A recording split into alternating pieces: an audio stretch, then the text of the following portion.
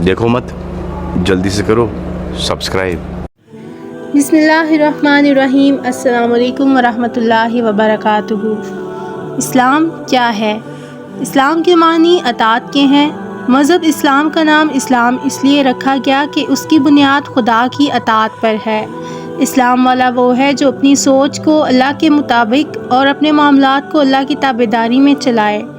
इस्लाम पूरी कायनात का दीन है, क्योंकि सारी कायनात और उसके तमाम अज्जा खुदा के मुकर्रर किए हुए कानून के मातहत चल रहे हैं। यही कायनाती रवैया इंसान से भी मतलूब है।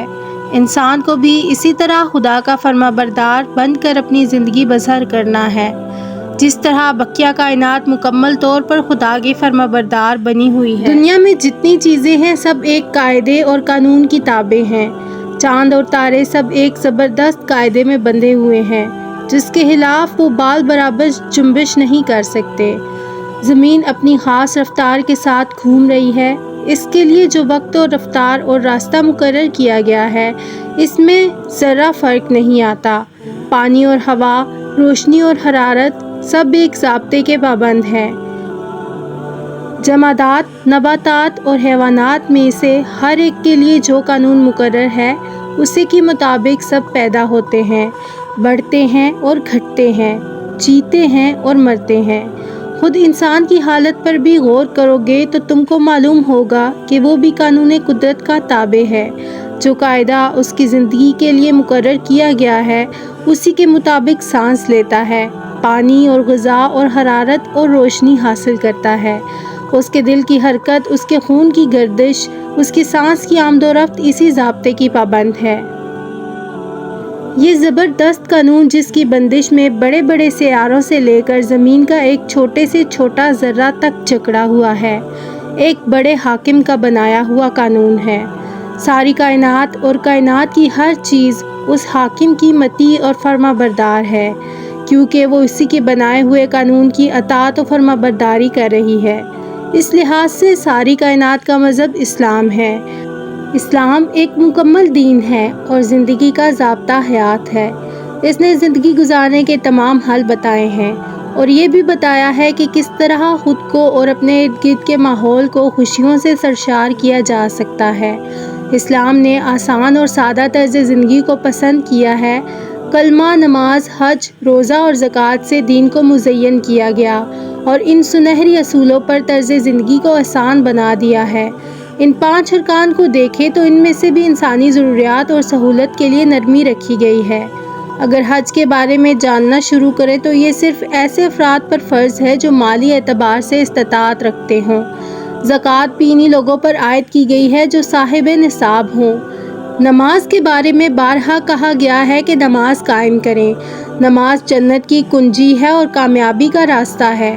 रोज़े के बारे में जानना चाहें तो ये उन लोगों पर फ़र्ज़ है जो जिस्मानी तौर पर सेहतमंद, तंदुरुस्त और तवाना हो। जिस्मानी बीमारी में मुब्तला अफराद को ये सहूलत हासिल है कि वो अगर माह रमज़ान में रोज़े ना रख सके तो सेहतमंद होने पर रोज़े रख सकते हैं। इस्लाम इंसानों को इंसानों की ग़ुलामी से निकाल कर अल्लाह वहदहू ला शरीक की बंदगी में लेकर आता है। इंसान अपने पूरे मफ़हूम के साथ कभी रूए ज़मीन पर नहीं पाया गया, मगर उसी वक्त जब उसने अपनी गर्दन और अपनी पूरी ज़िंदगी से इंसानों की ग़ुलामी का जुआ तार फेंका और उसका ज़मीर और इत्तेकाद इंसानी तसल्लुत और अस्तिला से आज़ाद हो गए।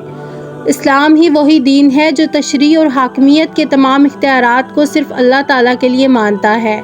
अल्लाह के बंदों को इंसानों की ग़ुलामी से निकाल कर अल्लाह की ग़ुलामी में ले आता है।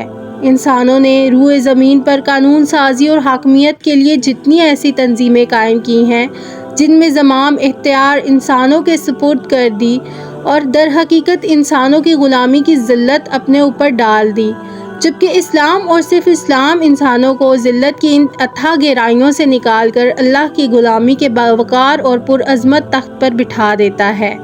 ये इंसान की हकीकी आज़ादी का ऐलान है और यही इंसान के ज़हूर का ऐलान है। अल्लाह के आखिरी रसूल हज़रत मोहम्मद सल्लल्लाहु अलैहि वसल्लम ने फरमाया, हमें अल्लाह ने भेजा और इस मकसद के लिए भेजा कि हम बनी नू इंसान को इंसानों की ग़ुलामी से निकाल कर अल्लाह वहदहू ला शरीक की बंदगी में ले आएं اور انہیں دنیا کی تنگیوں سے، دنیا اور عقبہ کی وسعتوں کی طرف اور ادیان باطلہ کے ظلم و جور سے اسلام کے عدل و انصاف کی طرف نکال لے جائیں۔ دین اسلام رواداری، برداشت، برابری، غریبوں کی بھلائی، ظالموں کے خلاف کلمہ حق بلند کرنے، مسکینوں کے حقوق، ہمسایوں اور والدین کے حقوق کا خیال رکھنے کا درس دیتا ہے۔ بس اسی لیے اللہ تعالیٰ نے اپنے آخری نبی حضرت محمد صلی اللہ علیہ وآلہ وسلم کو دنیا میں بھیجا، اور اللہ کے آخری نبی صلی اللہ علیہ وآلہ وسلم نے دین اسلام کو پھیلایا، اور یہ عمل تب شروع ہوا جب آپ کی عمر 40 برس ہوئی تو وحی کا آغاز ہوا۔ وحی کی ابتدا سچے خوابوں سے ہوئی۔ آپ رات کو نیند کی حالت میں جو خواب دیکھتے، بعد میں اس کی تعبیروں کو یوں واضح پاتے جیسے دن کا اجالا اور سورج کی روشنی ہو۔ 6 ماہ اسی طرح گزر گئے۔ رمضان کے مبارک مہینے میں جب آپ معمول کے مطابق غار حرا کی تنہائیوں میں گوشہ نشین تھے کہ ایک رات تمام فرشتوں کے سردار حضرت جبرائیل امین علیہ السلام نے رب کا پہلا روح پرور پیغام بصورت وحی آپ تک پہنچایا۔ اللہ کے آخری نبی محمد صلی اللہ علیہ وآلہ وسلم نے سب سے پہلے خفیہ طور پر ان لوگوں کو دعوت اسلام دی جن پر آپ کو اعتماد بھی تھا اور جو آپ کے حالات سے واقف تھے۔ تبلیغ اسلام کا یہ سلسلہ خفیہ طریقے سے جاری رہا۔ جس طرح پیاسا میٹھے اور ٹھنڈے پانی کی طرف لپکتا ہے، ایسے ہی خوش نصیب روحیں دیوانہ وار اس دعوت حق کو قبول کرنے کے لیے لپکتیں۔ 3 سال کے اس عرصے میں مسلمانوں کی ایک جماعت تیار ہو گئی۔ اس دوران آپ دار ارقم میں بھی رہے اور وہاں مسلمانوں کی تربیت فرماتے رہے۔ اس کے بعد رسول اللہ صلی اللہ علیہ وآلہ وسلم اعلانیہ طور پر دین اسلام کی تبلیغ فرمانے لگے اور شرک و بت پرستی کو کھلم کھلا برائی بیان فرمانے لگے۔ ایسے ماحول میں تمام قریش بلکہ پورا عرب آپ کی مخالفت کرنے لگا۔ مدینہ شریف میں اتنے لوگوں کے اسلام قبول کرنے سے گویا مسلمانوں کو ایک پناہ گاہ مل گئی۔ آپ صلی اللہ علیہ وآلہ وسلم نے صحابہ کرام کو اجازت دے دی کہ وہ ہجرت کر کے مدینہ چلے جائیں۔ ان کے بعد دوسرے لوگ بھی مدینہ روانہ ہونے لگے۔ جب کفار کو پتہ چلا تو انہوں نے ہجرت کرنے والوں کو روکنے کی کوششیں شروع کر دی، مگر چھپ چھپ کر لوگوں نے ہجرت کا سلسلہ جاری رکھا، یہاں تک کہ تھوڑے ہی عرصے میں بہت سے صحابہ کرام مدینہ شریف ہجرت کر گئے۔ اب مکہ شریف میں صرف وہ لوگ رہ گئے یا تو جو کافروں کی قید میں تھے یا پھر غربت کی وجہ سے ہجرت نہیں کر سکتے تھے۔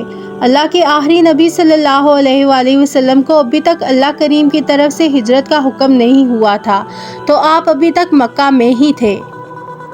اللہ کے آخری نبی نے اپنی 63 سالہ عمر میں اسلام کو مکمل پھیلا دیا اور اپنا آخری خطبہ 9 ذی الحجہ کو عرفات کے میدان میں دیا۔ آپ نے اس خطبے میں فرمایا، تمہارا رب ایک ہے اور بے شک تمہارے باپ حضرت آدم ایک ہیں۔ کسی عربی کو کسی اجمی پر اور کسی اجمی کو کسی عربی پر، کسی سفید کو کسی کالے پر اور کسی کالے کو کسی سفید پر کوئی فضیلت نہیں مگر تقویٰ کے سبب سے۔ تمام انسان آدم کی اولاد ہیں اور آدم مٹی سے بنائے گئے ہیں۔ اب فضیلت و برتری کے سارے دعوے، خون و مال کے سارے مطالبے اور سارے انتقام میرے پاؤں تلے ہیں۔ اور فرمایا کہ تم سے رب کریم میرے بارے میں پوچھے گا تو تم کیا کہو گے؟ صحابہ کرام نے عرض کیا، آپ نے خدا کا پیغام پہنچا دیا اور رسالت کا حق ادا کر دیا۔ اللہ کے نبی صلی اللہ علیہ وآلہ وسلم نے آسمان کی طرف انگلی اٹھائی اور 3 بار فرمایا، اے اللہ تو گواہ رہنا۔ اس کے بعد وحی کے ذریعے دین مکمل ہونے کی سند عطا فرما دی گئی اور پھر اپنے حج کی تکمیل فرما لی۔